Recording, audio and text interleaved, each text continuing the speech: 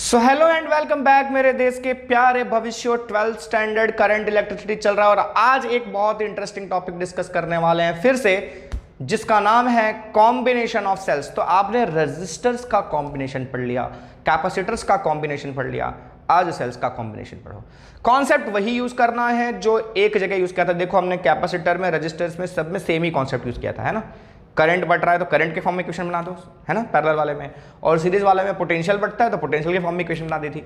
Same concept यहाँ भी use करेंगे और बहुत ईजी है। बच्चों को थोड़ा कॉम्प्लिकेटेड लगता है, वो अलग तरीके से करने की कोशिश करते हैं, और कुछ बच्चे जब टेक्स्ट बुक से रीड करते हैं तो थोड़ा सा उनको प्रॉब्लम आता है। बट मानो मेरी बात, एकदम ईजी टॉपिक है, तुरंत समझ में आ जाएगा। ठीक है, तो करते हैं इसको। और एक चीज और बता दूं कि जिसको कॉम्पिटिटिव एग्जाम्स देनी है ना, अरे यार सबको देनी होती है कॉम्पिटिटिव एग्जाम्स, तो उस हिसाब से तो ये ज्यादा इंपॉर्टेंट हो जाता है। ठीक है, बहुत ज्यादा इंपॉर्टेंट हो जाता है क्योंकि बच्चे इसको इग्नोर करते हैं और इससे रिलेटेड क्वेश्चंस आते हैं। ठीक है, तो खाली बोर्ड के लिए ही नहीं, कॉम्पिटिटिव एग्जाम्स के लिए भी बहुत इंपॉर्टेंट है। मैं फिलहाल यहाँ पर सिर्फ टेक्स्ट बुक वाला ही टॉपिक करवाऊंगा, जिसमें सीरीज और पैरेलल का अलग अलग करवाया हुआ है। ठीक है, साथ में मिलाकर अगर दोनों का देखा जाए तो वो मैं अलग वीडियो में बनाऊंगा। ठीक है, क्योंकि मैं स्पेसिफिकली अभी ये जो वीडियो बना रहा हूं ये सिर्फ 12th बोर्ड के लिए है। ठीक है, तो उस हिसाब से हम सारे डिस्कशंस करेंगे। तो चलो स्टार्ट करते हैं टॉपिक को। तो सबसे पहला कॉम्बिनेशन आएगा सीरीज कॉम्बिनेशन। जैसा कि भाई पैरेलल और सीरीज अपन ने रजिस्टर्स में भी पढ़ा था, कैपेसिटर्स में पढ़ा था, सेम चीज यहां भी होगा। तो सीरीज कॉम्बिनेशन कैसे डिस्कस करेंगे अपन? भाई देखो, एक सेल है, ठीक है, एक सेल का एक टर्मिनल और दूसरे सेल का भी एक टर्मिनल अगर ऐसे कनेक्टेड है तो ये सेल सीरीज में कहलाएंगे। और अगर भाई मैं पैरेलल की बात कर दूं तो अगर दो सेल हैं आपके तो दोनों के पॉजिटिव और नेगेटिव्स आपस में कनेक्टेड होंगे, है ना। देखो, इसके दोनों टर्मिनल और इसके दोनों टर्मिनल्स आपस में कनेक्टेड हैं तो ये दोनों पैरेलल में कहलाएंगे। और सेल्स के अगर एक एक ही टर्मिनल्स कनेक्टेड हैं तो वो सीरीज में कहलाएंगे, जैसा कि अपन ने रजिस्टर्स और कैपेसिटर्स में भी डिस्कस किया था, है ना। तो सिंपली अगर मैं बात करूं, अभी दो सेल्स ले रहा हूं मैं, ठीक है, ये दो सेल्स लगा दिया मैंने, इसको नाम दे दिया सेल 1 और ये है मेरा सेल 2। ठीक है, इनके ईएमएफ्स और इंटरनल रेजिस्टेंसेस भी अपन ले लेते हैं। ठीक है, सपोज है मेरा E1 ईएमएफ ऑफ सेल 1, ठीक है, और E2 है मेरा ईएमएफ ऑफ सेल 2।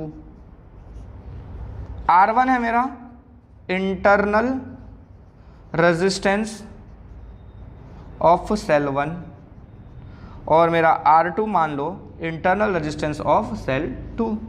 ठीक है, अच्छा, थोड़ा और अच्छे से बना तो क्या चलेगा यार, इतना तो चलता है। अब मान लो इसमें जो करंट फ्लो कर रहा है वो करंट है I वैल्यू का। कितनी वैल्यू का? I वैल्यू का। ठीक है, मुझे इसको क्या करना है, मुझे क्या करना है ना, अगर सीरीज में कंबाइंड है सेल्स तो ओवरऑल, ठीक है, पूरे कॉम्बिनेशन का ईएमएफ कितना बनेगा ये निकालना है। और इसमें रजिस्टर्स भी तो आ रहे हैं, सब सेल का अपना अपना इंडिविजुअल रेजिस्टेंस भी है, तो वो ओवरऑल रेजिस्टेंस कितना बनेगा ये भी निकालना है हमको। ठीक है, तो इस पूरे कंबाइंड, ठीक है, ये सारा जितना भी, अगर यहाँ तो दो ही सेल दिखाया है मैंने, हम दो सेल से फिर एन का भी कर लेंगे उसी में एडजस्ट। तो पहले फिलहाल दो का करते हैं। तो उस हिसाब से देखो तो ये दो को कंबाइन किया जाए तो कुछ ईएमएफ बनेगा, राइट, है ना। कंबाइन करके कितना ईएमएफ बनेगा वो हमको निकालना है। ठीक है, तो कहने का मतलब कि हम चाहते हैं कि इस सर्किट को हम एक ऐसे सर्किट से रिप्लेस करें जिसमें सिर्फ एक सेल आए। ठीक है, सिर्फ एक सेल आए और उस सेल का ईएमएफ कितना होना चाहिए, जितना इन सारे सेल्स का, यहां जितने भी सेल्स लगेंगे इन सबका कंबाइंड ईएमएफ बनेगा, उतना ईएमएफ इस सेल का होना चाहिए। मुझे एक ऐसा सर्किट बना देना है, ऐसा समझो सिंपल तौर पर। और इन सारे जो रेजिस्टेंसेस थे इनके, हर सेल का अपना अपना जो इंडिविजुअल रेजिस्टेंस था, उन सबका मिलाकर जितना रेजिस्टेंस बनेगा वो इस वाले सेल का इंटरनल रेजिस्टेंस हो जाएगा। क्लियर है? तो यही करना है कि इस सर्किट को एक सिंपल सर्किट में कन्वर्ट कर देना है। ठीक है, ऐसा समझ लो। ठीक है, आसान हो जाएगा। तो आप इसको ऐसे कन्वर्ट करने वाले हो और इसका जो ईएमएफ होगा उसको मैंने नाम दे दिया E इक्विवेलेंट, और इसका जो इंटरनल रेजिस्टेंस होगा मैंने उसको नाम दे दिया R इक्विवेलेंट। ठीक है, इक्विवेलेंट सर्किट का, है ना। जैसे R कई जुड़े थे तो अपन ने R इक्विवेलेंट निकाला था, कई कैपेसिटर जुड़े थे तो C इक्विवेलेंट निकाला था, वैसा। ठीक है, तो यहाँ पर दो चीजें आ रही है, खाली एप्सिलॉन मतलब खाली ईएमएफ ही नहीं आ रहा है, रेजिस्टेंस भी आ रहा है। क्लियर है? अच्छा, चलो शुरू करते हैं। अपन इसके लिए क्या कर रहे हैं, 3 पॉइंट्स कंसीडर कर लेते हैं। ये पॉइंट A, ये पॉइंट B और ये पॉइंट C। कोई अनोखा मतलब नहीं है ABC का, अपने ना इस कैलकुलेशन को थोड़ा सिंपल करने के लिए, क्लियरली समझ में आए, इसलिए इस तरह से 3 पॉइंट्स ले रहे हैं। ठीक है, कोई ऐसा इंपॉर्टेंस नहीं है तीनों पॉइंट का। ठीक है, देखो मैं क्यों कर रहा हूं ऐसा, देखो A और B लेने से क्या होगा, दो पॉइंट्स के बीच में ये एक सेल आ रहा है, राइट, ये दो पॉइंट्स के बीच में ये एक सेल आ रहा है। ठीक है, तो इसका कुछ टर्मिनल वोल्टेज बनेगा A और B के बीच में। ठीक है, इसका टर्मिनल वोल्टेज बनेगा कुछ ए और बी के बीच में, है ना। अरे भाई ऐसा सेल है, अगर इस सेल से करंट फ्लो कर रहा है तो इन दोनों एंड्स पर जो वोल्टेज मिलेगा आपको वो टर्मिनल वोल्टेज कहलाता है। अगर करंट नहीं फ्लो करेगा तो जितना ईएमएफ है उतना ही मिलेगा। समझ में आ रहा है ना, डिस्कस किया था अपन लास्ट वीडियो में। अच्छा, तो ये ए बी मैंने इसलिए लिया क्योंकि इस सेल के टर्मिनल्स के क्रॉस में कितना टर्मिनल वोल्टेज मिल रहा है वो मिल जाए हमको। और वैसे ही देखो ये बी और सी वाले के लिए देखा जाए, इस सेल के बगल में दो टर्मिनल्स है ना, इस सेल के दो टर्मिनल्स बी और सी से कनेक्टेड है, तो इन दोनों के बीच में कितना टर्मिनल पोटेंशियल डिफरेंस या टर्मिनल वोल्टेज मिल रहा है वो निकाल लूंगा मैं, है ना। और फिर क्या करूंगा, दोनों को जोड़ दूंगा तो मेरे को ए और सी के बीच में, यानी ओवरऑल ये मेरा ए और सी वाला, ठीक है, ये दोनों का कॉम्बिनेशन बनाकर ये बन गया, है ना। तो एंड टू एंड तो ए और सी थे ना, तो ए और सी के बीच में कितना टर्मिनल वोल्टेज है मेरे को वो चाहिए, है ना। अब ये एक टर्मिनल वोल्टेज यहाँ पर, एक टर्मिनल वोल्टेज यहाँ पर, और दोनों सीरीज में है ना। तो इस पूरे सर्किट का ओवरऑल टर्मिनल वोल्टेज कैसे मिलेगा, सीरीज में होता है तो पोटेंशियल्स ऐड हो जाते हैं, है ना। तो इसका टर्मिनल वोल्टेज और इसका टर्मिनल वोल्टेज ऐड कर दूंगा तो पूरे सर्किट का टर्मिनल वोल्टेज मिल जाएगा, क्योंकि दोनों सीरीज में है। बात समझ में आ रही है मेरी, क्लियर है। तो लिख दो यहाँ पर since 1 and 2 are in series, तो टर्मिनल वोल्टेज AC मतलब ओवरऑल सर्किट का जो टर्मिनल वोल्टेज होगा is equals to terminal voltage AB, यानी A और B के बीच का जो टर्मिनल वोल्टेज होगा, plus terminal voltage BC। Clear है, किसी को कोई प्रॉब्लम नहीं है ना। यहाँ का टर्मिनल वोल्टेज, यहाँ का टर्मिनल वोल्टेज जोड़ देंगे तो पूरे सर्किट का टर्मिनल वोल्टेज, क्लियर है। अच्छा, टर्मिनल वोल्टेज का हमने फॉर्मूला पढ़ा था, क्या पढ़ा था, EMF जो सेल का EMF है माइनस I जो करंट फ्लो कर रहा है into R, what is R, internal resistance of the cell, है ना। किसी सेल का टर्मिनल वोल्टेज, उसके टर्मिनल्स पर जो वोल्टेज मिलेगा जब करंट फ्लो कर रहा है वो कैसे मिलता है, उस सेल का EMF माइनस उसमें जितना करंट फ्लो कर रहा है इनटू R जितना उसका इंटरनल रेजिस्टेंस है ना। तो देखो AB वाले का, इस वाले का टर्मिनल वोल्टेज चाहिए मेरे को, है ना। ये VAB क्या है, उसका टर्मिनल वोल्टेज है ना, इस सेल का, सेल 1 का। तो कैसे मिलेगा, उसका EMF माइनस उसमें से जितना करंट फ्लो कर रहा है, कितना करंट फ्लो कर रहा है भाई, I वैल्यू का करंट तो सब में से जाएगा, सीरीज में है ना, तो करंट I इनटू क्या, उसका इंटरनल रेजिस्टेंस, तो उसका इंटरनल रेजिस्टेंस आपने कितना लिया था, R1 लिया था, ठीक है, प्लस सेम इसके लिए करेंगे अपन, तो इसका E2 माइनस IR2। क्लियर है, पक्का। ओवरऑल सर्किट के लिए लेंगे पूरा, तो ओवरऑल EMF है ना, ये पूरा ओवरऑल EMF कितना है आपका, इक्विवेलेंट, माइनस पूरे सर्किट का करंट, अरे भाई सीरीज पूरा एक ही तो करंट है I, और ओवरऑल सर्किट का रेजिस्टेंस यानी कि R इक्विवेलेंट, इस सेल का पूरा ओवरऑल रेजिस्टेंस R इक्विवेलेंट, ठीक है। अब इन दोनों को कंपेयर करेंगे, उसके पहले थोड़ा देखो इधर थोड़ा जुगाड़ कर लेते हैं, ये एप्सिलॉन को साथ में, मतलब E1 साथ में लिख लेते हैं EMFs को, और ये माइनस I कॉमन ले लो, क्या माइनस I, तो R1 प्लस R2 बचेगा, ठीक है। तो ये बना E equivalent minus I times R equivalent. अब दोनों कंपेयर करें अगर LHS और RHS को, तो देखो ये I के साथ R इक्विवेलेंट है ना, माइनस I के साथ, यहाँ माइनस I के साथ R1 प्लस R2 है, ठीक है। तो इससे आपको R इक्विवेलेंट मिल गया ये, और ये किसकी जगह पर है, E इक्विवेलेंट की जगह पे, तो आपका E इक्विवेलेंट आ गया कितना, E1 प्लस E2, और आपका R इक्विवेलेंट आ गया कितना, R1 प्लस R2, है एकदम ईजी, है ना। अब देखो इसका मतलब क्या हुआ, इसका मतलब ये हुआ कि मान लो आपने सीरीज में, ठीक है, एक 5 वोल्ट का और एक 7 वोल्ट का सेल का EMF है, इतना EMF है, और इसका इंटरनल रेजिस्टेंस है 0.5 ओम, इसका इंटरनल रेजिस्टेंस भी है सपोज ले लेते चलो 0.1 ओम, ठीक है।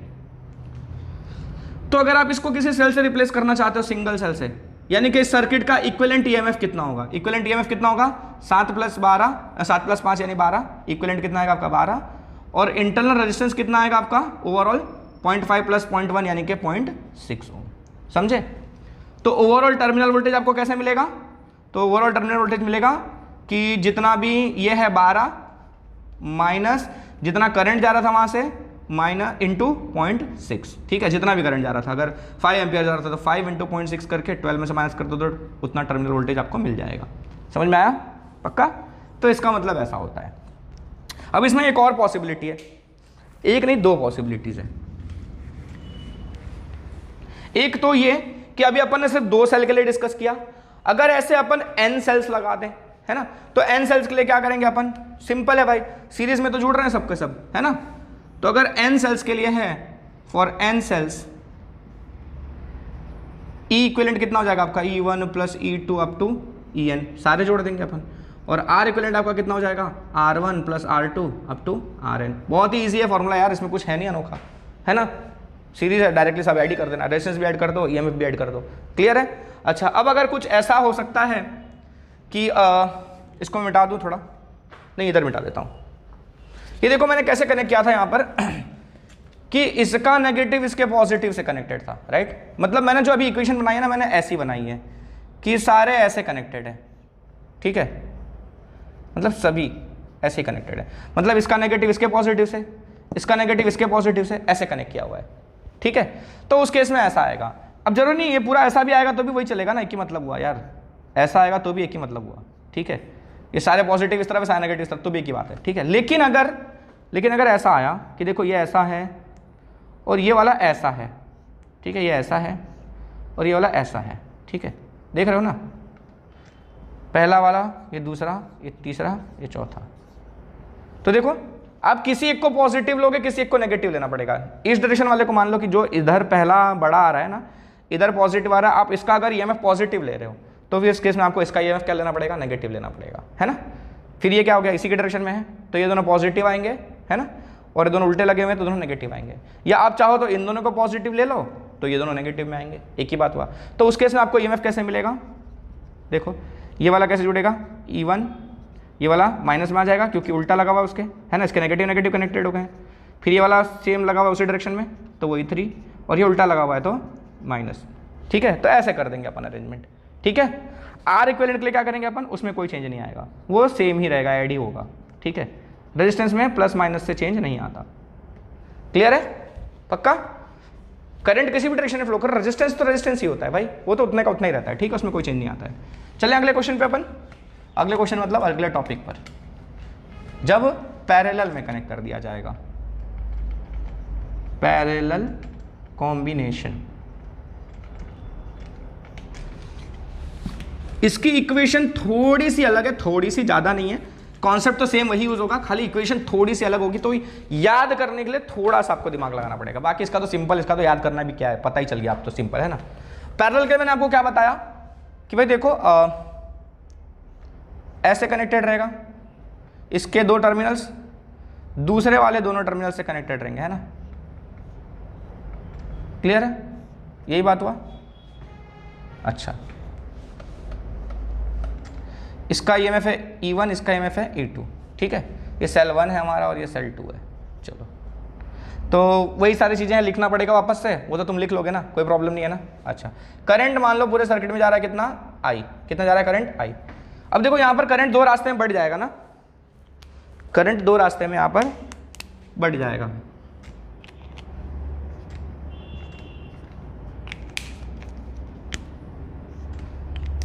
कितना आया करंट यहाँ पर, I करंट आया ओवरऑल, यहाँ गया I1 और यहाँ गया I2।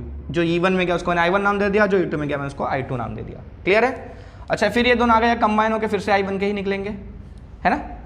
अब इसको मुझे क्या करना है, एक इक्विवेलेंट सर्किट से रिप्लेस करना है, ठीक है। ऐसी सर्किट से जिसमें सिर्फ एक ही सेल आए, इन दोनों का पूरा कंबाइंड इफेक्ट दे, यानी कि वो होगा उसका EMF E इक्विवेलेंट, है ना।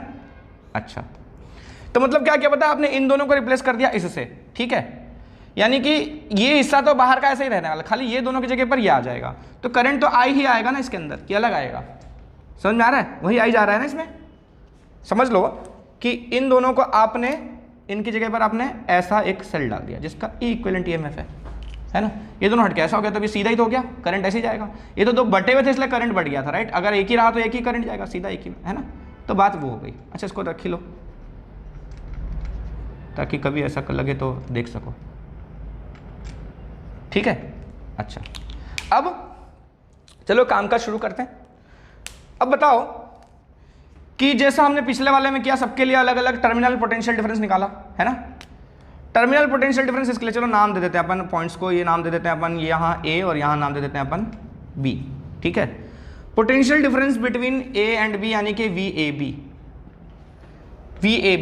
ठीक है। ये VAB जो है दोनों पॉइंट्स, देखो A और B जो दोनों पॉइंट्स हैं वो इस सेल के दोनों टर्मिनल से भी कनेक्टेड है और यही दोनों पॉइंट्स इस सेल के दोनों टर्मिनल से भी कनेक्टेड है ना।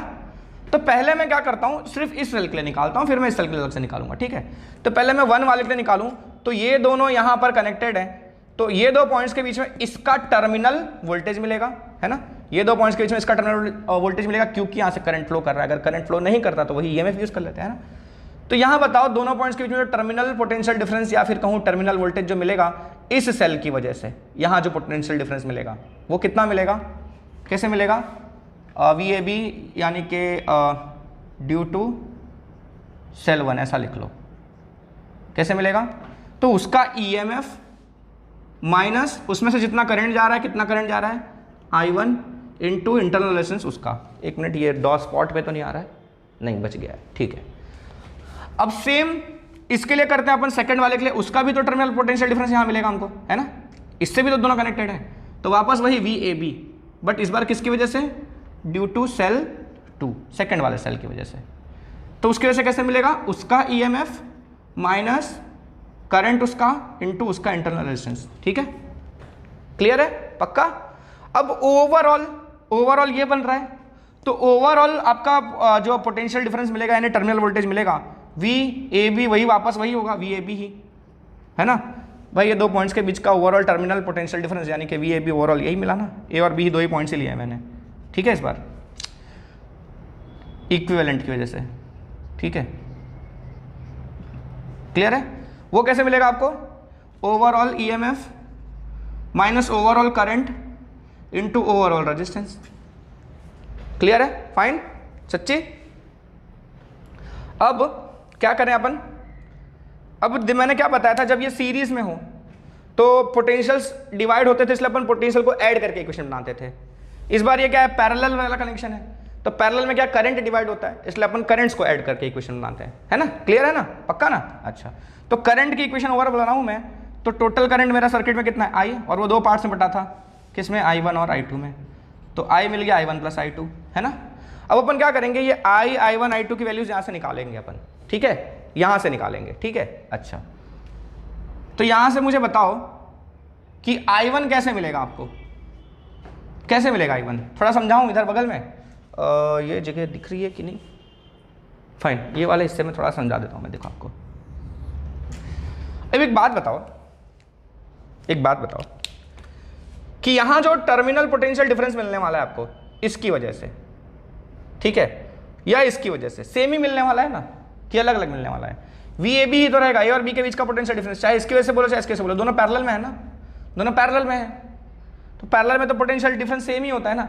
तो इसकी वजह से जो यहाँ बन रहा है इसकी वजह से भी उतना ही बन रहा होगा, क्योंकि दोनों पैरेलल में तो सेम पोटेंशियल डिफरेंस बन रहा होगा। मतलब मैं VAB जो लिख रहा हूँ ड्यू टू सेल 1 या VAB ड्यू टू सेल 2 जो लिख रहा हूँ वो है तो दोनों सेम ही, बस यहाँ फॉर्मूला अलग अलग आ रहा है, समझ में आ रहा है। VAB हमको ऐसे भी मिलता है और VAB हमको ऐसे भी मिलता है, मतलब ये दोनों वैल्यूज मेरी एक्चुअली देखा जाए तो सेम है, समझ में आ रहा है, यानी कि ये VAB भी सेम है, ठीक है। अलग EMF है, अलग करंट है, अलग रेजिस्टेंस है, सॉल्व करो EMF मिलेगा, सॉरी वो VAB मिलेगा। यहां पर अलग पोटेंशियल है, सॉरी अलग EMF है, अलग करंट है, अलग रेजिस्टेंस है, सॉल्व करो ये मिलेगा, पर ये दोनों सेम ही मिलेगा, ठीक है। अलग अलग वैल्यूज के लिए सॉल्व करके एक ही आंसर आने वाला है। तो क्योंकि देखो पैरेलल में तो सेम ही आएगा, है ना, और यही ओवरऑल भी है तुम्हारा, यानी कि ये तीनों VAB तुम्हारा एक ही चीज है, क्लियर है। ये ओवरऑल भी तो वही आ रहा है ना, VAB ही तो आ रहा है ना, तो सेम ही चीज है, क्लियर है। तो उस हिसाब से मैं अगर समझाऊं तो मैं इसको अगर खाली V बोल दूं, VAB को मैं खाली V बोल दूं, तो V इज इक्वल्स टू कितना आएगा मेरा, E1 माइनस I1 R1, ठीक है। मैं ये I1 R1 यहाँ ले आता हूँ, ये V वहाँ जाके माइनस हो जाएगा, तो E1 माइनस V हो जाएगा, है ना। तो इस हिसाब से मेरा I1 मिलेगा E1 minus V by R1, समझ में आ रहा है। ये R1 मैंने नीचे ले लिया, इसी को मैं फर्दर लिख सकता हूँ I1 equals to E1 by R1 minus V by R1 बनेगा ना, समझ में आ रहा है पक्का।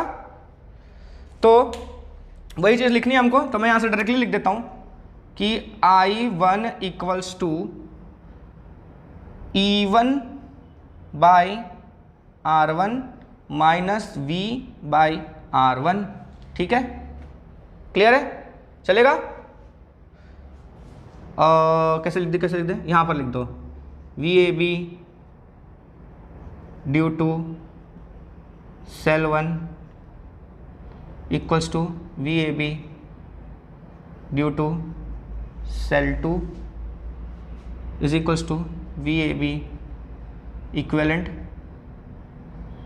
और इस सबको मैंने क्या बोल दिया है, V बोल दिया है। चलेगा ना, किसी को प्रॉब्लम नहीं है ना, सब सेम ही है, तो मैंने ओवरऑल उसको एक V नाम दे दिया। तो इसमें से ये V इक्वल्स टू ये आ रहा था, राइट।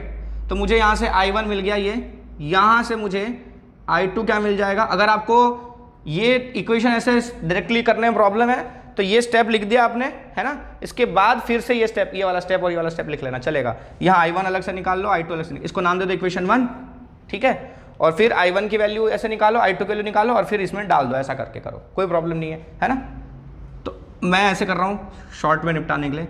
I2 आपको कैसे मिलेगा, E2 by R2 minus V by R2, और यहाँ से आपको I कैसे मिलेगा, E equivalent upon R equivalent minus V upon R equivalent, ठीक है, बहुत ही आसान।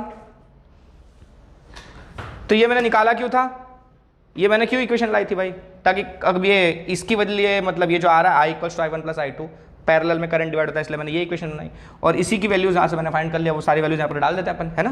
तो I की वैल्यू कितनी है आपकी, I की वैल्यू है E equivalent upon R equivalent minus V by R equivalent equals to I1 कितना है आपका, I1 है आपका E1 by R1 minus V by R1, इसको थोड़ा साइड से कर देते हैं, plus E2 by R2 minus V by R2, ठीक है।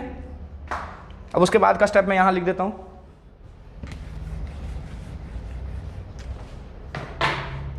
फिर से वही EMF EM वाले सारे साथ में लिख देते हैं। इसको तो पहले LHS वाले को तो ऐसे ही लिखूँ मैं पहले, minus V by R equivalent,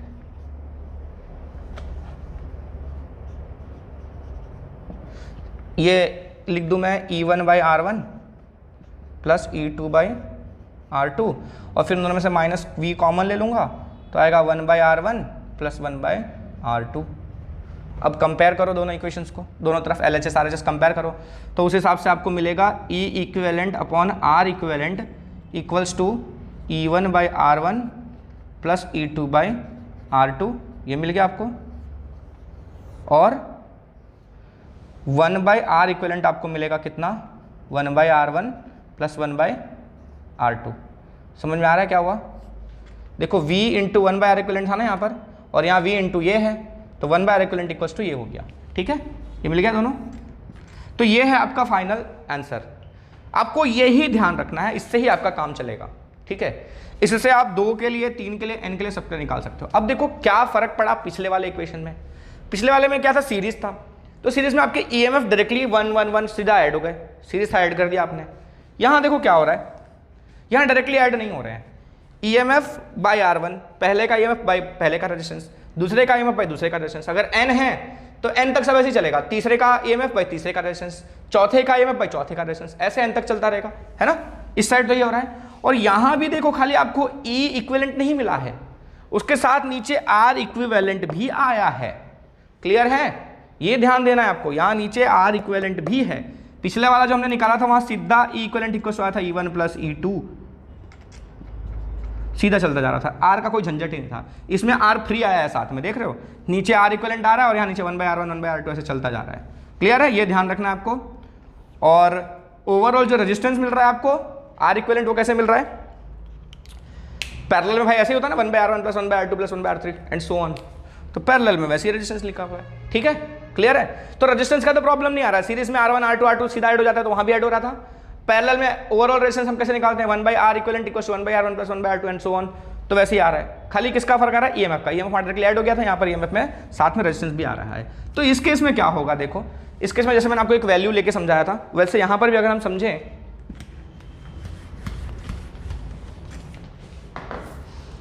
तो मान लो आपके 2 सेल्स हैं, एक का EMF है 5 वोल्ट और दूसरे का EMF है, मान लो चलो 5 मतलब ज़्यादा लो थोड़ा, 10 वोल्ट, और दूसरे का EMF 12 वोल्ट। इसका रेजिस्टेंस है, इंटरनल रेजिस्टेंस मान लो 0.5 ओम और दूसरे का इंटरनल रेजिस्टेंस भी ले लेते हैं अपन, सपोज कितना ले लूँ मैं, 1.5 ओम। चलो ठीक है। अब अगर आपको ओवरऑल ईएमएफ चाहिए, ओवरऑल ईएमएफ चाहिए तो कैसे निकालोगे आप? फॉर्मूला आपके पास ये वाला है ना, यानी आपको आर इक्विवेलेंट पहले निकालना पड़ेगा। समझ में आ रहा है? तो सबसे पहले अपन 1/r इक्विवेलेंट निकालेंगे, 1/r इक्विवेलेंट। ठीक है, तो वो कैसे मिलेगा? अच्छा 2 ही है ना, तो 2 का तो शॉर्टकट में भी निकालते हैं ना अपन, मैंने बताया था ना आपको, 2 के लिए डायरेक्टली निकालते हैं अपन r1 r2 अपन r1 प्लस r2 है ना। तो आप ऐसे निकाल सकते हो कि 1.5 इंटू 1.5 अपॉन 0.5 प्लस 1.5 यानी कि 2 है ना। तो ये कितना हो जाएगा आपका 15 5 सर 75 होता है, तो 0.75/2, इसको फर्दर सॉल्व करें तो कितना आएगा 0.375। तो ये आ गया आपका आर इक्विवेलेंट 0.375 ओम। ठीक है, ऐसे क्वेश्चंस आ सकते हैं। ठीक है, तो इसलिए मैं समझा रहा हूँ। तो आर इक्विवेलेंट आपको मिल गया। ठीक है, अच्छा अब आप ईएमएफ कैसे निकालोगे? तो आपका देखो यहाँ से ईएमएफ का फॉर्मूला क्या आ रहा है, ई इक्विवेलेंट का फॉर्मूला क्या आ रहा है, ये आर इक्विवेलेंट वहाँ जाके मल्टीप्लाई हो जाएगा, समझ रहे हो ना, E1/R1 plus E2/R2 into are equivalent, ये जाके वहाँ मल्टीप्लाई हो जाएगा। तो क्योंकि नीचे है ना डिनोमिनेटर में, तो ओवरऑल के साथ वहाँ जाके मल्टीप्लाई होगा। अच्छा E1/R1, E1 कितना है आपका, ओवरऑल इक्विवेलेंट के लिए क्या करेंगे हम, equivalent equals to E1/R1, what is E1, 10/R1, R1 कितना है भाई आपका 0.5 प्लस E2/R2, E2 कितना है आपका 12 और R2 कितना है आपका 1.5। तो ये सॉल्व करोगे पहले आप, फिर उसके अंदर जो आपने आर इक्विवेलेंट निकाला है ना 0.375, ये मल्टीप्लाई करोगे तो आपको मिलेगा ई इक्विवेलेंट। समझ में आया क्या करना है? तो एक चीज करना है अपने को कि सबसे पहले अपन को आर इक्विवेलेंट निकाल लेने का। ठीक है, सबसे पहले अपन आर इक्विवेलेंट निकाल लेंगे, मिल गया अपन को। तो ओवरऑल ईएमएफ आपको कैसे मिल जाएगा, ये जो E1/R1 प्लस E2/R2 जितनी बार भी है सबको करने के बाद उसके अंदर ये इक्विवेलेंट आर इक्विवेलेंट मल्टीप्लाई कर दो, तो आपको नेट ईएमएफ मिल जाएगा। ठीक है, क्लियर है? अब ये तो समझ में आ गया कि अगर n होंगे तो ये n टाइम्स तक जाएगा, ऐसे ही ये भी 1/R1 1/R2 तो n टाइम्स चलेगा। ठीक है, अच्छा और अगर कहीं उल्टा लगा दिया, एक प्लस एक माइनस है, तो आपको पता ही है ना कि वहाँ फिर माइनस लगा देना है ना, इसमें माइनस लग जाएगा। क्लियर है? ये ऐसे रहेगा, यहाँ माइनस लग जाएगा। और आर इक्विवेलेंट के लिए क्या करोगे, वहाँ माइनस लगाओगे क्या? नहीं, वहाँ माइनस नहीं लगेगा, वहाँ प्लस का प्लस ही रहेगा। क्लियर है? फाइन। तो ये कुछ हुआ हमारा series and parallel combination of cells. ठीक है, तो ये बहुत ही इजी टॉपिक था और इससे न्यूमेरिकल्स आते हैं और छोटे छोटे न्यूमेरिकल ज़्यादा करके पूछे जाते हैं। यहाँ से 3 मार्क्स के भी न्यूमेरिकल बन सकते हैं, ऐसा कुछ नहीं। अगर देखो जहाँ 1 मार्क का न्यूमेरिकल बन रहा है तो ऐसा नहीं है कि 1 मार्क का ही बनेगा, वहाँ 4 मार्क्स का 5 मार्क्स का भी बन सकता है भाई, तो रेडी रहने का। न्यूमेरिकल के मामले में ना कोई वो नहीं। और कई बार ऐसा होता है कि 3-3 मार्क्स के न्यूमेरिकल लगते हैं, वो 1 मार्क्स में पूछ लिया जाता है। तो कभी ये सोच के तो पढ़ने का नहीं कि इतने मार्क्स का आएगा और ये इतने मार्क्स का ना है, टॉपिक है तो करना ही है। टेक्स्ट बुक में जो कुछ है सब कुछ करना है। टेक्स्ट बुक मतलब तुम्हारे लिए भगवत गीता है बच्चों, टेक्स्ट बुक इग्नोर मत करना। अगर आपने टेक्स्ट बुक पूरी की पूरी कर दी ना, पूरी टेक्स्ट बुक कर दी और उसके कॉन्सेप्ट समझ लिए, कॉन्सेप्ट समझना जरूरी है, ऐसा नहीं कि बस ऐसे तोते की तरह रट रहे ना, पूरा कॉन्सेप्ट समझ लिया टेक्स्ट बुक का, तो आपके फुल मार्क्स पक्के हैं, आपके फुल मार्क्स पक्के हैं, मिल जाएंगे आपको। ठीक है, ये मैं मजाक नहीं कर रहा हूँ ना, कोई ऐसे हवा में बातें कर रहा हूँ। अगर आपकी टेक्स्ट बुक पूरी तरह से आपको क्लियर है ना, तो आपके फुल मार्क्स कोई नहीं छीन सकता। ठीक है, ठीक है, तो आज के लिए इतना ही, मिलते हैं नेक्स्ट वीडियो में। और कैसा लगा बताना, अगर अच्छा लगता है तो शेयर करो, ज़्यादा से ज़्यादा लोगों तक पहुँचाओ। तो बस मिलते हैं नेक्स्ट वीडियो में। Tata bye bye, see you and जय हिंद।